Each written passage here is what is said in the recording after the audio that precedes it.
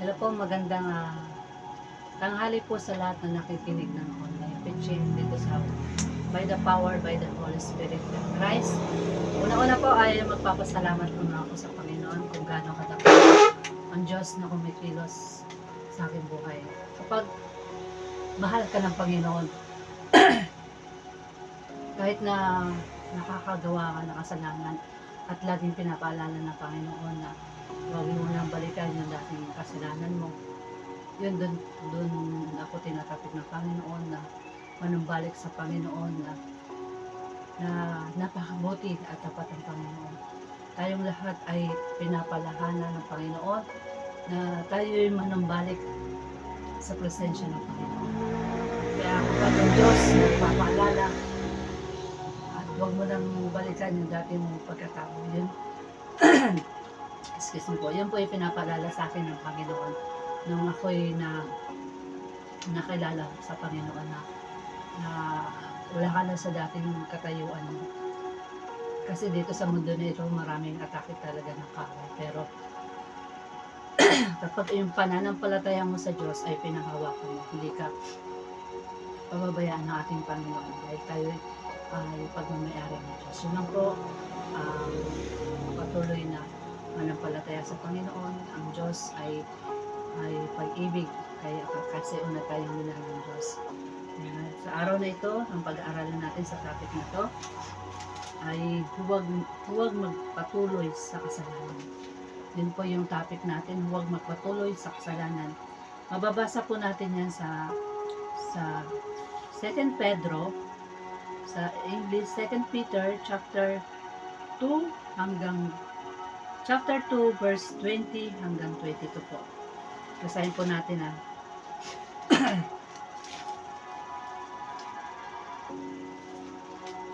Sabi dito,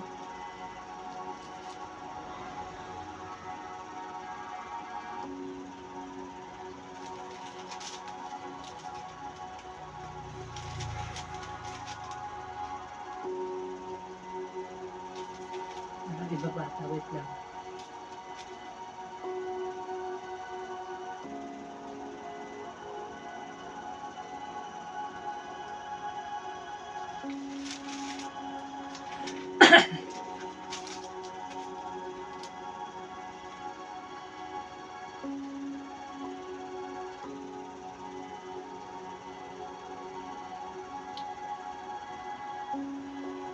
Basahin po natin nakahanap ko pa po eh. Sabi dito sa ang ating topic sa araw na ito, huwag na magpatuloy sa kasalanan. Yan po yung natin. 2 Pedro chapter 2, 2 to 20 hanggang 20, verse 20 hanggang 22. Basahin po natin Sabi dito, sapagkat kung nakatakas na sa kasamaan ng sanlibutan ang tao.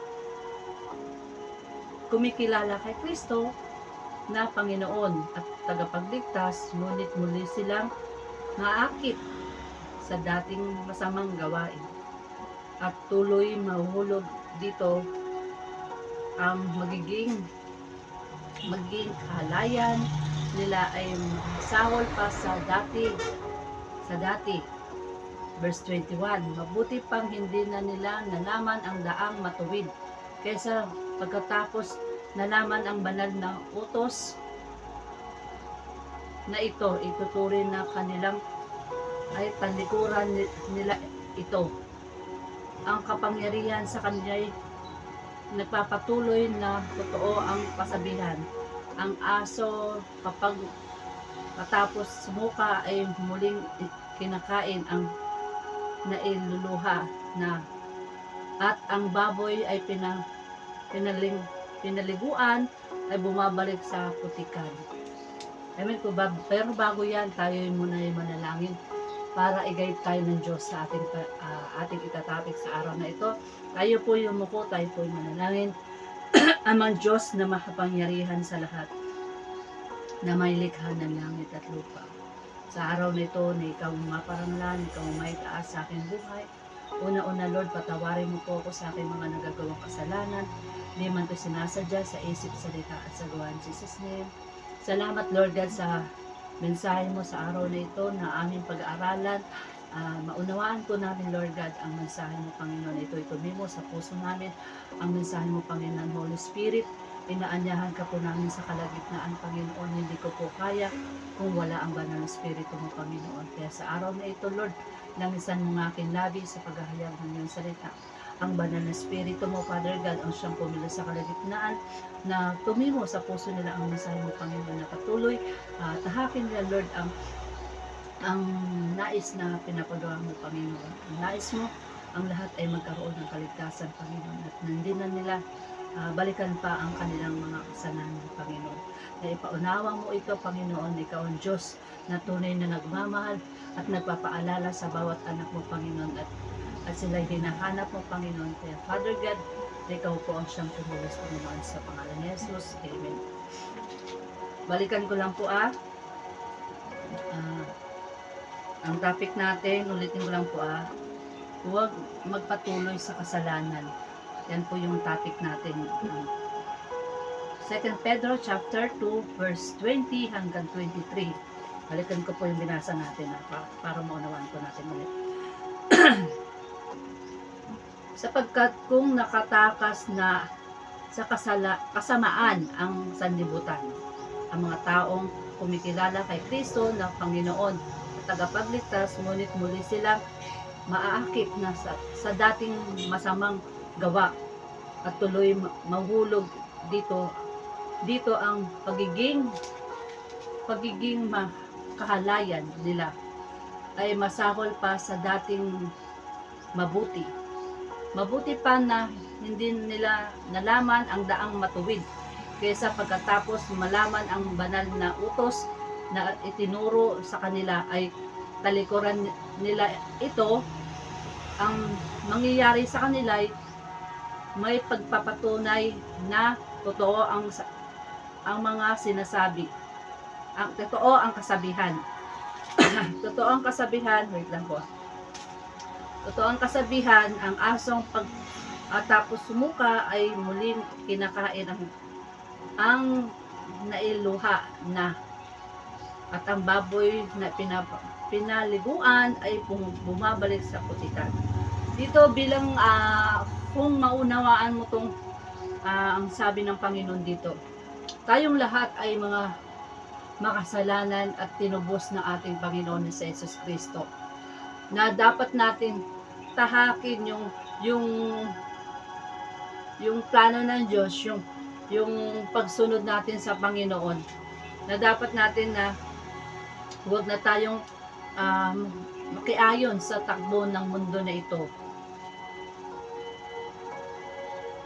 Kapag nakiayon ka sa takbo ng mundo na ito, di ba po, pag nakakilala ka na sa Panginoon, dapat naging maalab na tayo sa relasyon sa Diyos. Dapat nandun na yung pagsunod natin sa Panginoon. Dapat unahin natin ang Panginoon. Pero kapag sinusunod mo ang takbo ng ayon ng mundo na ito, yung mga nangyayari sa mundo na ito, na mga nakikita mo, sinusunod mo, nakakilala ka na sa Panginoon, tapos bumabalik ka uli sa kasalanan. Yun po yung sinasabi dito ng ating Panginoon. Sabi niya po sa verse na ito,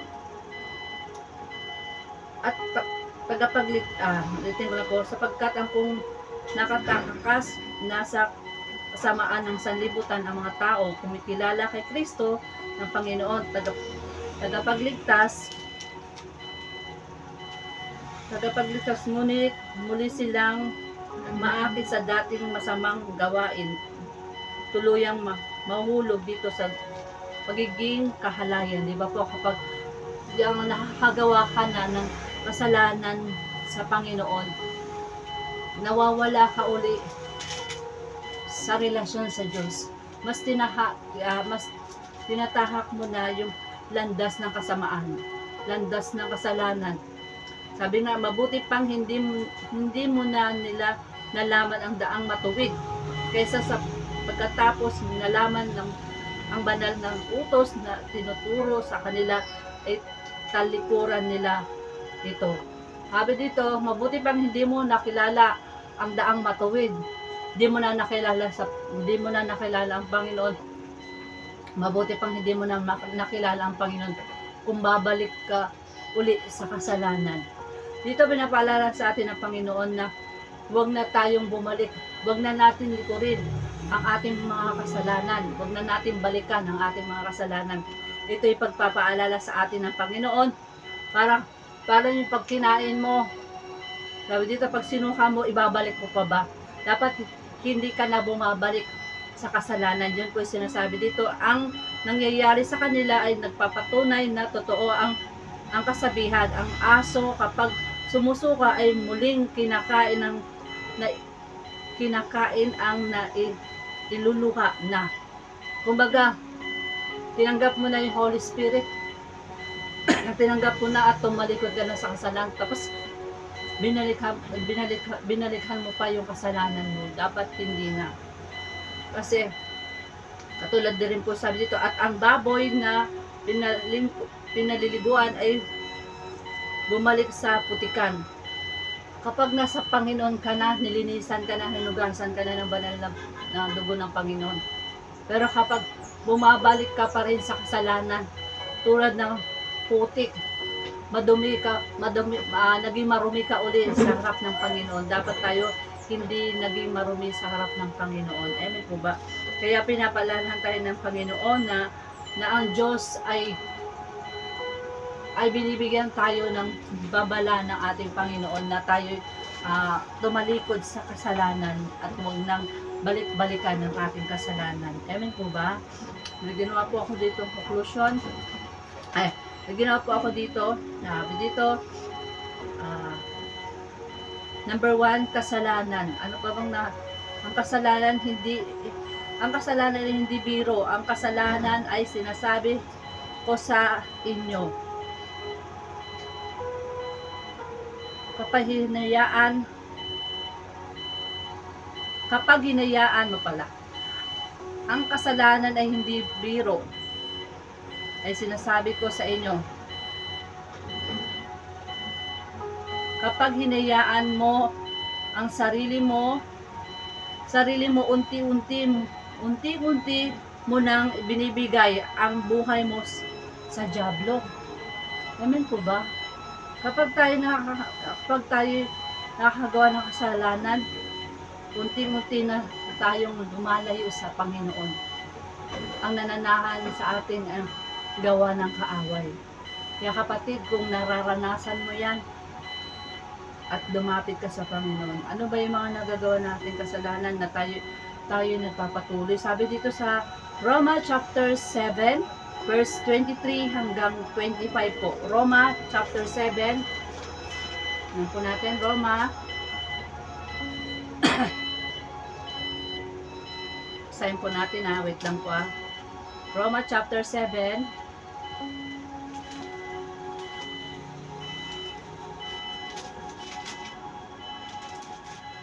Lang po basahin po natin. Roma chapter 7.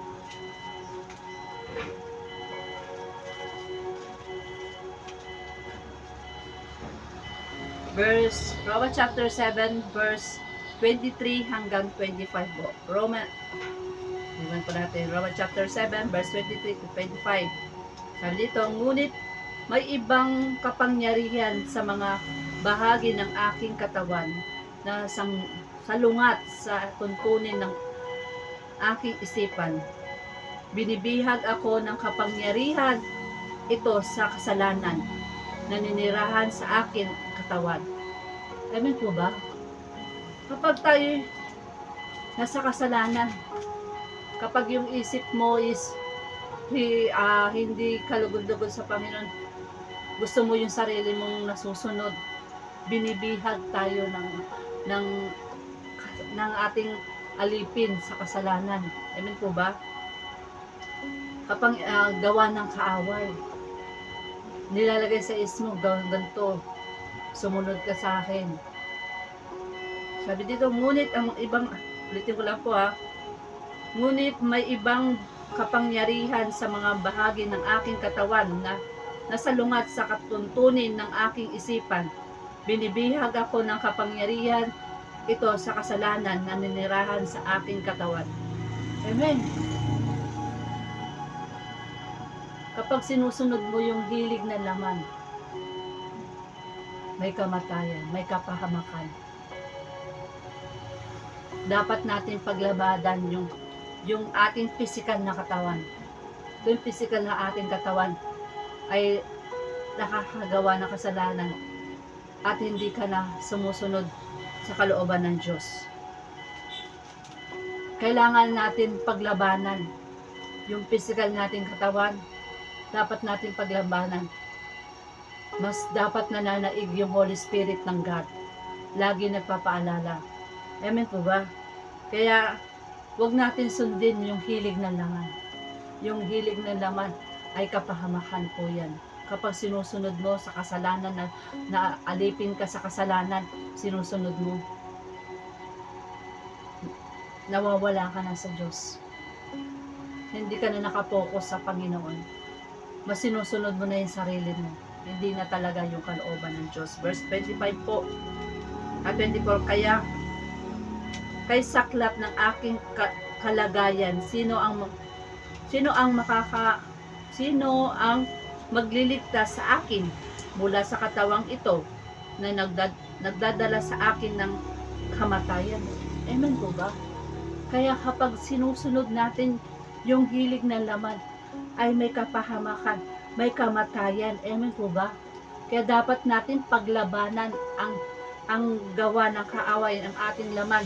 Dapat natin paglabanan ang lahat ng gawa ng kasalanan na umaalipin sa atin. Kaya dapat natin lumapit tayo sa Diyos.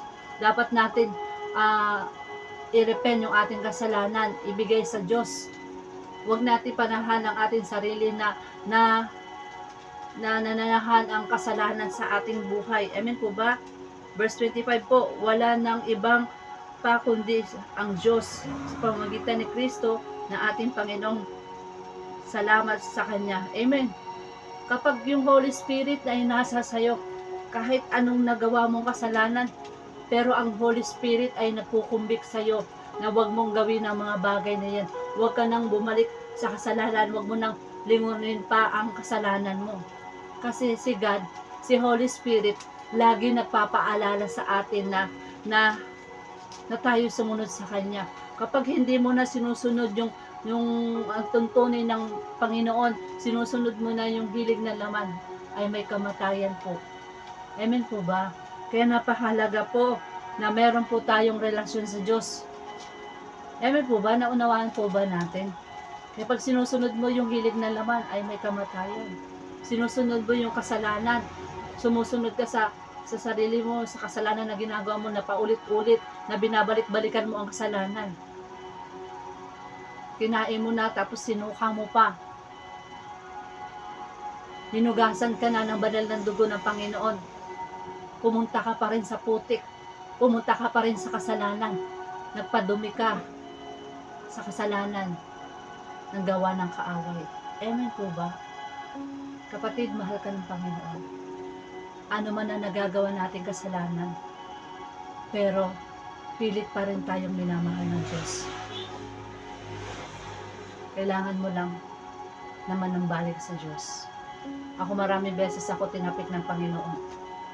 Lagi akong pinapabalik ng Panginoon. Bumalik ka sa akin na. Kasi ganun tayo kamahal ng ating Panginoon. Hindi niya tayo hayaan na mapahamak. Amen po ba? Kasi ganun ang magmahal ng Panginoon. Next po, Roma chapter 8 verse 9. Chapter 8 verse 9 to 11 po. Roma chapter 8 9 to 11 po. Sabi dito, ngunit hindi na kayo namumuhay ayon sa laman, kundi ayon sa Espiritu, sa katunayan na nanirahan sa inyo ang Espiritu ng Diyos. Kung wala sa isang tao ang Espiritu ni Kristo, hindi kay Kristo ang taong iyon. Amen. Kasi ang banal na Espiritu ng Panginoon ay nananahan sa atin, nagahari sa atin. Kapag ang sarili mo na ang nasusunod, hindi na kalooban ng Diyos, Hindi kay Kristo yun. Gawa na ng kaaway yun. Inaatake ka na ng kaaway para yung kaluluwa mo ay hindi maligtas.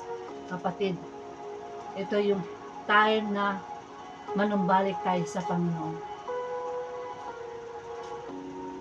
Kaya pinabalaan tayo ng Panginoon. Ulitin ko lang po yung verse niya. Roma chapter 8 verse 9. Ngunit hindi na kayo namumuhay ayon sa laman, kundi ayon sa Espiritu. Sa katunayan, naninirahan sa inyo ang Espiritu ng Diyos. Kung wala sa isang tao ang Espiritu ni Kristo, hindi kay Kristo ang taong iyon. Amen. Kaya dito, hindi na tayo namumuhay ayon sa laman. Ito yung laman ng ating physical na katawan. Dapat hindi nagahari ang laman sa atin, kundi ang banal na Espiritu ng ating Panginoon. Sinasabi niya dito, kapag hindi mo sinusunod yung kalooban ng Diyos, hindi na kay Kristo yun, kundi nagahari na sa iyo ang gawa ng kaaway, ang diablo. Kaya kapatid, binibigyan tayo ng babala ng Panginoon na tumalikod sa mga kasalanan. Huwag na natin balikan ang ating mga kasalanan. Huwag na natin lingunin ang ating mga kasalanan. Dumaan ka sa pagsubok, pero kumapit ka lang sa Panginoon. At yung Holy Spirit ng Panginoon ang magpapaalala, anak, nandito lang ako. Bumalik ka na sa akin.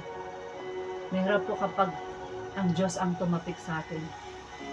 Nasasabi natin, Lord, patawarin mo ako sa akin mga kasalanan. Pero nanunumbalik ka pa rin, binabalik-balikan mo ang kasalanan.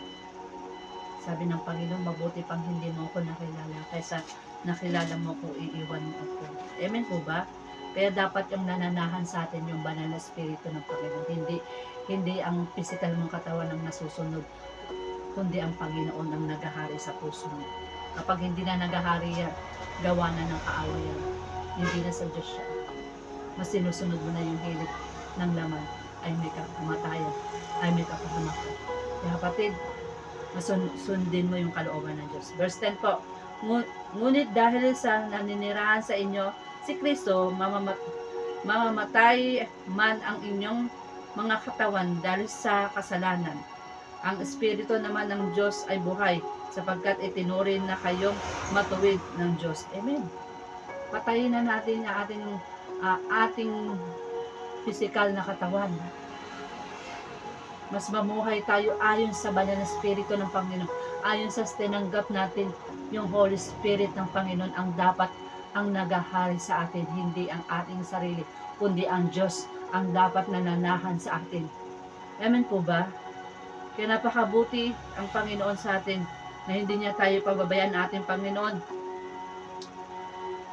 Tahakin natin yung landas ng Panginoon, yung Holy Spirit ng Panginoon na bilang tinanggap natin, dapat isa puso natin sa isip. Hindi lang binanggit natin na humingi tayo ng tawad pero hindi natin ginagawa. Namumuhay pa rin tayo ayon sa laman, hindi ayon sa Espiritu ng Diyos. Kailangan ayon sa Espiritu ng Diyos, hindi sa hilig ng laman. Amen po ba? Binibigyan tayo ng babala ng ating Panginoon. Verse 11 po, kung naninirahan sa inyo ang Espiritu ng Diyos na siyang muling bumuhay kay Kristo, siya ang muling bubuhayin sa inyong mga katawan. May kamatayan sa pamamagitan din ng kanyang Espiritu na naninirahan sa inyo. Amen. Dapat yung tinanggap natin, yung nag-confess tayo ng ating mga kasalanan, dapat isuko na natin. Mas na nagahari na dapat yung banal na Espiritu ng ating Panginoon. Mamumuhay sa atin ang banal na Espiritu ng Panginoon. Kaya napakabuti at dapat ng Panginoon, bubuhayin tayo ng ating Panginoon. Dumating man tayo sa punto na kukunin tayo ng Panginoon. Mamatay man ang ating physical na katawan, spiritual, yung buhay na walang hanggan kay Kristo Jesus na ating Panginoon. Kaya kapatid, panghawakan mo ang pangako ng Diyos. Bibigyan kanya ng buhay na walang hanggan. Bibigyan kanya ng kalakasan. Bibigyan ka ng Diyos ng kaligtasan. kapag ikay nirepent mo yung kasalanan mo, hindi mo na binabalik-balikan ang kasalanan na yan. Amen po ba? Dapat hindi tayo nagpapaalipin sa kasalanan sa ating buhay, kundi ang Diyos ang nangnahan sa atin.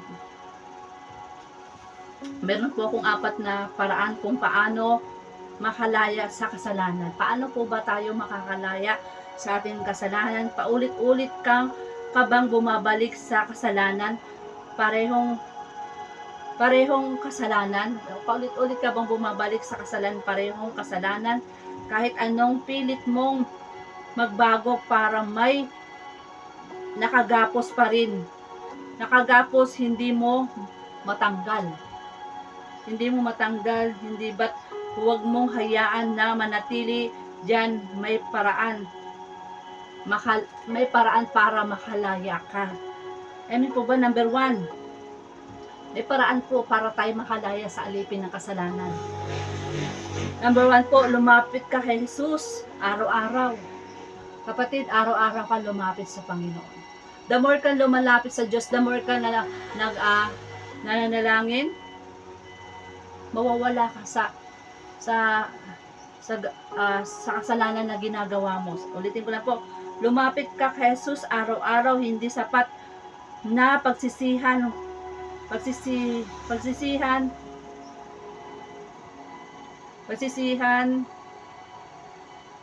ng lumapit ka kay Jesus araw-araw, hindi sapat na pagsisisi. Kailangan mong magpatuloy magkaroon ng relasyon sa Kanya. Amen. Kapag tayo lumapit sa Panginoon, pinagsisihan na natin mga kasalanan, dapat taos puso natin sinabi sa Panginoon ang lahat ng kinumpes natin at magkaroon na sa Kanya ng relasyon.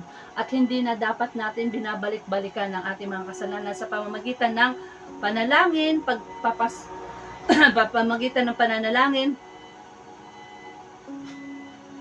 pagbabasa ng Kanyang salita, sa pananalangin, sa pagbabasa ng iyong salita, at relasyon sa Diyos, para hindi ka mahiwalay sa presensya ng Panginoon. Number 2, iwasan ang tukso kung may mga bagay, lugar o tao na humihila sa iyo pababa sa kasalanan. Umiwas ka. Minsan ang simpleng pagbabago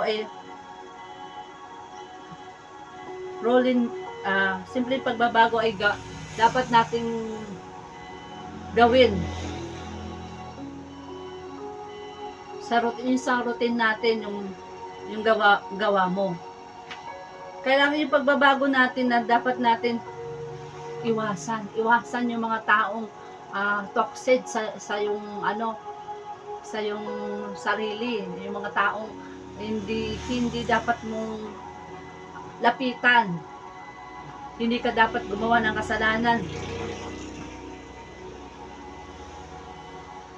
Iwasan mo ang tukso, mga bagay na lugar ng tao, humihila sa iyo pababa. Kasi nasa Diyos ka na eh. Hinihila ka pa rin pababa ng kaaway. Para mawala ka sa Diyos, dapat hindi ka nagpapatangay sa kasalanan ng iyong katawan. Yung mga bagay na lumalapit sa iyo na hinihila ka pababa sa kasalanan, ayan ang dapat mong iwasan. Iwasan ng mga taong ganon. Amen po ba?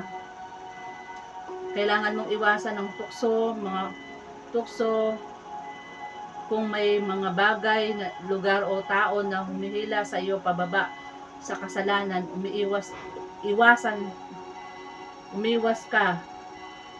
Minsan ang simpleng pagbabago ay sa routine mo. Ikaw, sa sarili mo, ikaw ang magbabago. Hanggat hindi mo binibigay sa Diyos ang iyong kasalanan, hindi mo mararanasan ng presensya ng Panginoon. Hanggat mas sinusunod mo yung hilig ng laman mo,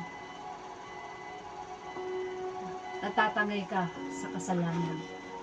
Number 3, sumama ka sa tamang taong mahalaga ang environment, humanap ka ng tao na nagpapalakas sa pananampalataya mo, hindi ka hihilain pabalik sa maling gawain. Amen po ba? Kaya kailangan natin talaga lumapit sa Panginoon. Pagbabasa ng Bible, mga kasama mo, mga Kristiyano. Kapag hindi Kristiyano ang kasama mo, mapapatangay ka. Mapapatangay ka sa kasalanan. Babalik ka ulit sa kasalanan. O mga taong kasama mo ay hindi kalugod-lugod sa Panginoon. Hinihila ka pababa ulit sa kasalanan.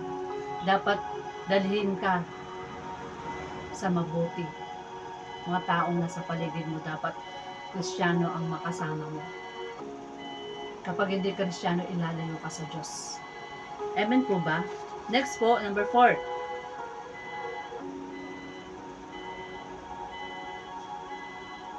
Matutong magsimula uli. Kung nadapa ka, huwag kang manatili diyan. Bumangon, humingi ng tawad at magpatuloy sa biyaya ng Diyos. Tandaan mo ang tunay na kalayaan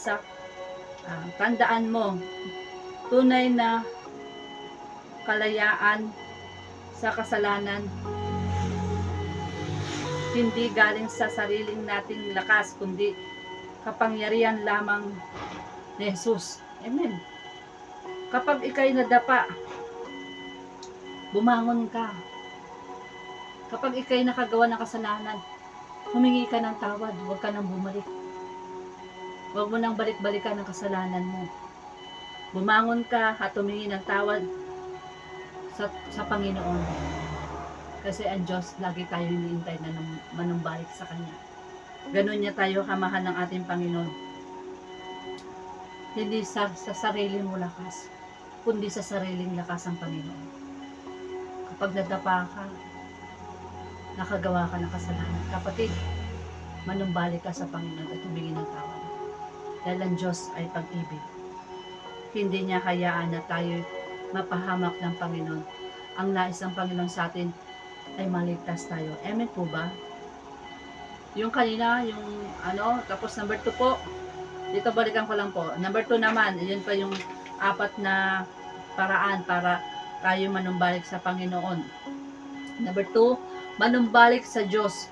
Sabi dito sa Isaiah chapter 1 verse 8, halik kayo at tayo'y magpaliwanag, sabi ni Yahweh. Gaano man kapula ang iyong mga kasalanan, kayo aking paputiin tulad ng yelo at bulaklak. Amen. Sabi ng Panginoon, lumapit kayo. Ano man ang nagawa niyo kasalanan, ipaliwanag natin. Sabi dito, halik kayo at tayo'y magpaliwanag, sabi ni Yahweh. Gaano man kapula ang inyong mga kasalanan, kayo'y aking papuputiin tulad ng yelo o bulak. Amen po ba? Dito sinasabi ng Panginoon, lumapit kayo sa akin at humingi ng tawad. Hingi natin ng tawad ng ating mga nagawang kasalanan sa ating Panginoon. Hindi niya tinitingnan kung ano man ang karumihan mo. Kung marumi ka sa harap ng Panginoon, pero papuputiin ka ng Panginoon. Dahil sa cross ng Kalbaryo na tayo'y niligtas ng ating Panginoon. Tayo'y tinubos sa ating mga kasalanan. Amen po ba? Ganon tayo kamahal ng Panginoon. Kaya dito pinapaalala ng Panginoon, tayong lahat ay manumbalik sa Diyos. Tayong lahat ay tumalikod sa kasalanan. Tayong lahat ay magsisi at humingi ng tawad sa ating Panginoon. Kasi po walang taong perpekto sa mundo na ito. Lahat po tayo ay makasalanan. Lagi lang tayo pinapaalala ng Panginoon na lagi natin siyang unahin. Pag inuuna natin ang Panginoon, hindi makakagawa ang kaaway, hindi mananaig ang kaaway sa atin.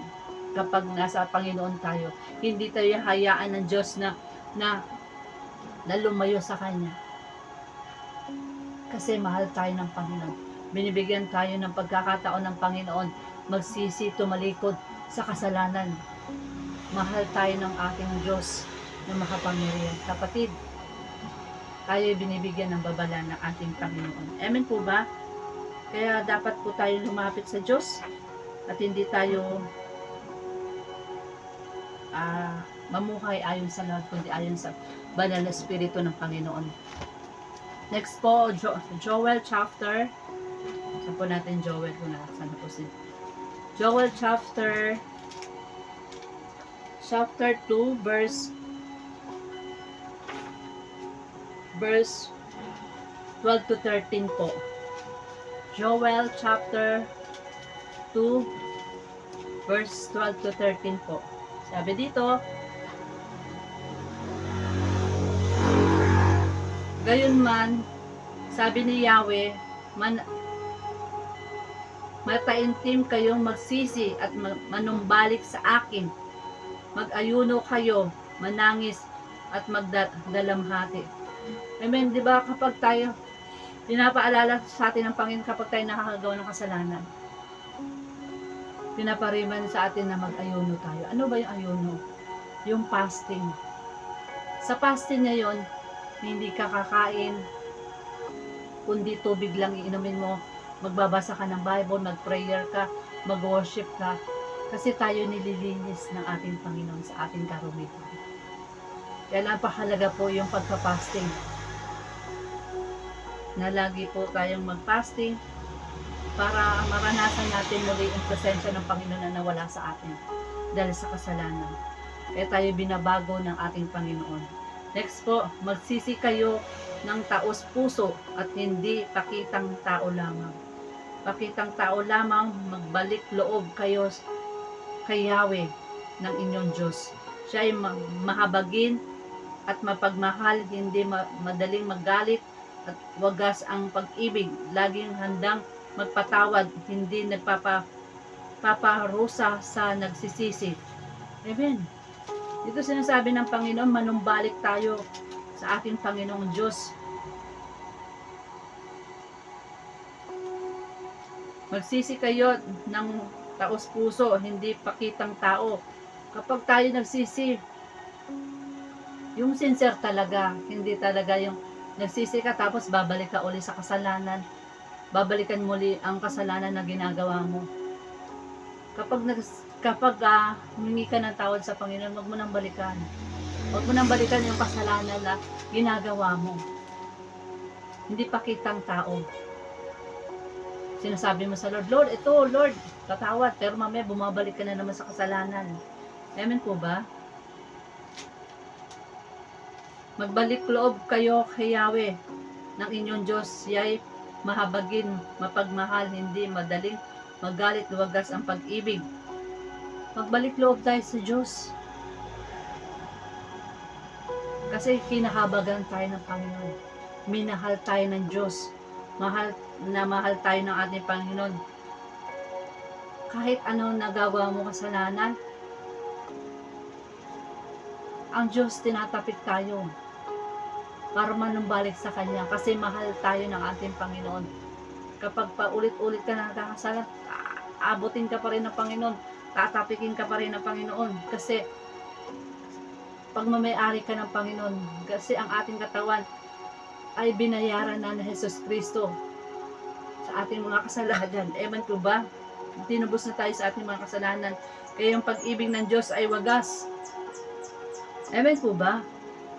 Walang makakapantay sa pag-ibig ng Diyos. Yung buhay dito, yung pag-ibig dito, hindi panghabang buhay. Yung pag-ibig sa mga tao, hindi panghabang buhay dito. Yung pag-ibig kukupas, mawawala, lilipas. Pero yung pag-ibig ng Diyos na nanatili, forever yung pag-ibig ng ating Panginoon, hindi nagkukulang ang ating Panginoon. Tapat ang nagmahal sa atin ng Panginoon. Kaya kapatid, manumbalik ka sa pag-ibig ng Diyos, laging handang magpatawad ang ating Panginoon. Hindi nagpaparusa sa nagsisisi. Kapag manumbalik tayo sa ating Panginoon, laging handang magpatawad, lumapit tayo sa Diyos. Lord, patawad sa mga lahat kong nagawang kasalanan. Hindi paparusahan ng Panginoon ang nagsisisi at nagsisisi hindi paparusahan ng Panginoon yung lumalapit sa Kanya na nagsisisi, Lord, patawad sa mga nagawa kong kasalanan. Hindi paparusahan ng Diyos yun. Kaya kapatid, tayo binibigyan ng babala ng ating Panginoon na tayo muling magbalik loob sa Kanya. Yung pag-ibig sa mundo na ito, pansamantala lang. Pero yung pag-ibig ng Diyos, eternal life. Buhay na walang hanggan kay Kristo Jesus ng ating Panginoon. Masaya ka sa partner mo. Pero darating ang time, iiwan din tayo ng mga mahal natin sa buhay. Pero si God, hindi niya tayo iiwan kailanman. Siya yung tunay na nagmamahal sa atin. Amen po ba? Kaya ako binigyan ako ng Lord ng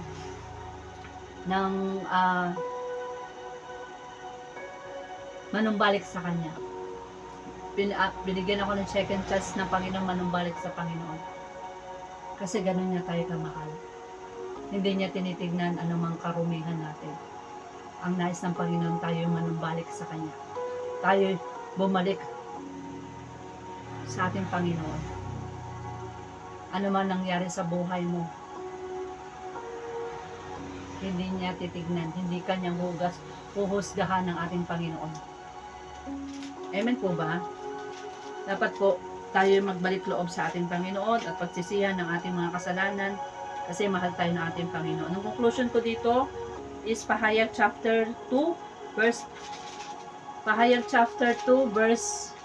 2 to 3. Kailan po hanapin natin na Pahayag. Revelation chapter 2 verse 2 to 3. Hanapin po natin Pahayag. Hanapin ko lang po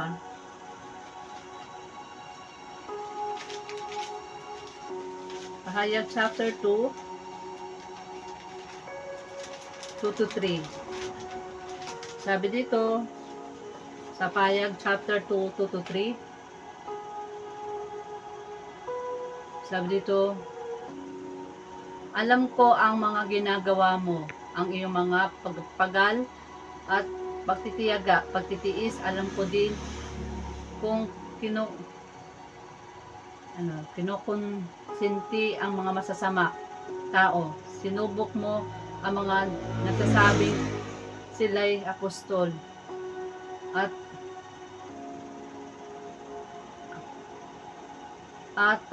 patunayan mong sila'y huwad. Alam ko rin matiyaga kang nagtitiis. Maraming hirap alang-alang sa akin.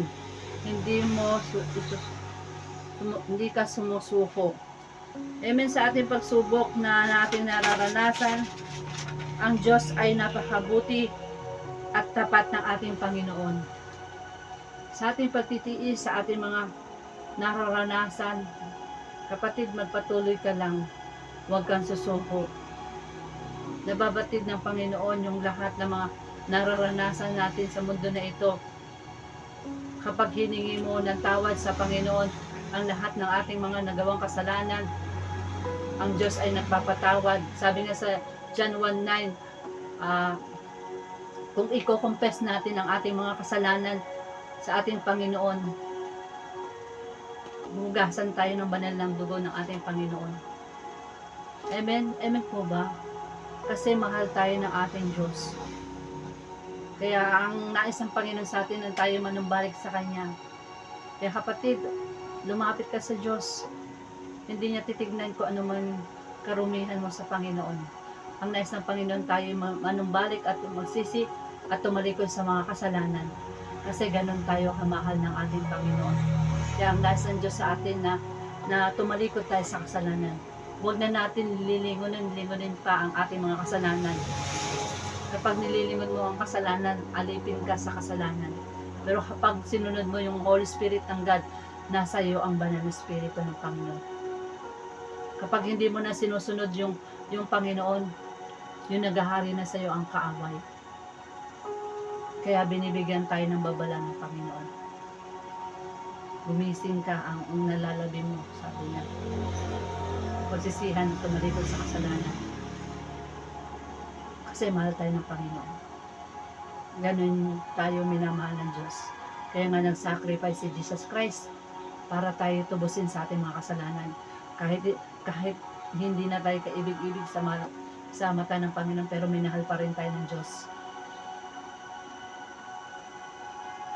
Ang nais ng Panginoon sa atin, tayo magbalik loob sa Kanya. Yun lang po, sa Diyos po ang lahat ng kapurihan.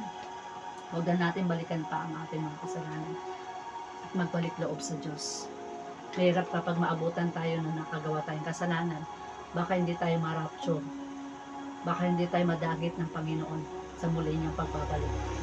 At binibigyan tayo ng babala ng ating Panginoon. Amen po ba? Tayo mo ko tayo manalangin. Naman Diyos na makapangyarihan sa lahat na may likha ng langit at lupa. Kaya Father God, sa araw na ito, lumalapit po kami sa iyo, Lord, nagpapakumbaba. Lord, patawarin mo po kami sa aming mga nagagawang kasalanan. Hindi man ito sinasadya sa isip, salita at sa gawa ng Jesus name. Salamat, Lord God, sa pagpapalang binigay mo, kalakasan, sa blessing. Dalayan ko, Panginoon.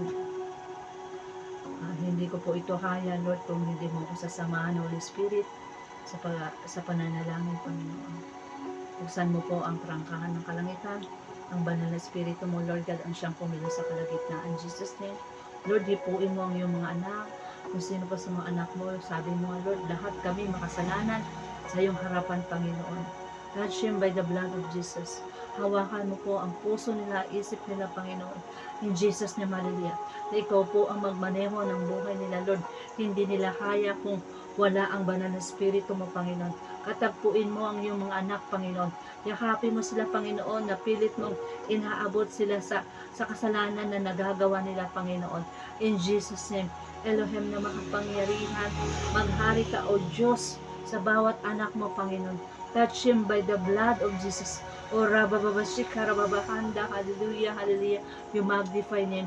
Pour out your spirit, Panginoon, sa bawat anak mo na nakakikinig sa araw na ito. Kapangyarihan mo na ang siyang dumali, Panginoon. In Jesus name, hallelujah. Na makalaya sila sa kasalanan na umaalipin sa kanila. In Jesus name, hallelujah. Kapangyarihan mo na, Lord, ang siyang maghari, Panginoon.